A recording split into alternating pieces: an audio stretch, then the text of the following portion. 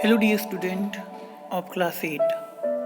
Welcome to DAV Moyle Public School online e-learning session of social science. I am your social science teacher Mr. Manish sir, and today we are going to revise the judicial system and Supreme Court of India. Dear student, in a federal government it is essential to have judiciary which not only resolve disputes but is the final interpreter of the constitution. Whenever a dispute arises regarding to property, violation of our rights, abuse of power, violence, exploitation or any other issue related to our day-to-day life, the matter can be taken to a court of law to seek justice. The court gives a justice to the aggrieved party. Therefore, system of court under independent judiciary is a foundation of our democracy.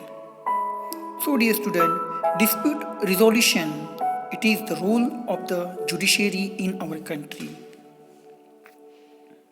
So, independence of judiciary.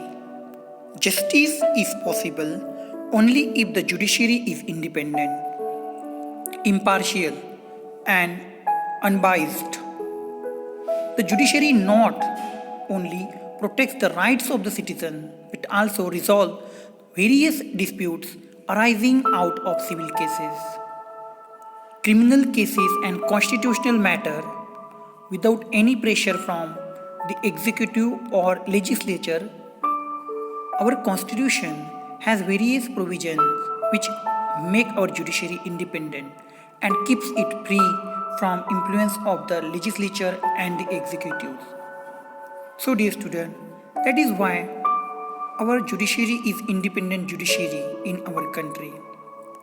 So here the types of the cases. There are mainly two types of the cases which brought before the court. They are civil cases and criminal cases. The civil cases related to dispute over the property, marriage, money, rent matters, purchase of goods, and many more things. They also include the impingement or violation of rights of individual. There are civil laws to settle and decide civil cases. So, next one is criminal cases. Criminal cases involves offenses like robberies, murders, cheating, harassing of women, beating, violence, kidnapping, etc. Tax evasion is also criminal offense.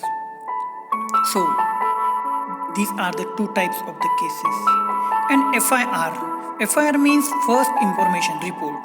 After investigation by the police, the case is filed in the court.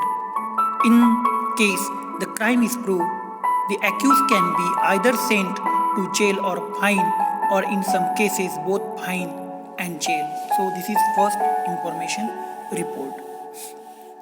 So here the structure of the courts of India. We have a single unified and integrated judicial system in our country. The unique feature of our federal democratic setup is single unified and integrated judicial system for the whole country. It has got power to supervise and control the working of entire judicial system in India. It ensures justice to all. The Supreme Court at the apex is the highest judicial authority, followed by High Court in the state, then the subordinate court in every district, the lowest court in the judicial hierarchical order of the Court of Magistrate. The lower courts are controlled and supervised by high courts. A judgment given by the lower court can be challenged in the higher court. Similarly, an individual can go to the Supreme Court of India to appeal against the judgment of the High Court. The Constitution of India says that the law declared by Supreme Court shall be binding on all courts within the territory of India. So, here at the top Supreme Court, dear student, Supreme Court was established on the January 26 and 1950. The Supreme Court is the highest court of the country with its headquarters at New Delhi. It hears both civil and criminal cases. It also deals with the cases pertaining to the interpretation of the Constitution of India. So, this is the picture of Supreme Court of India. So, Supreme Court is a higher court in India. So, dear student, it is all about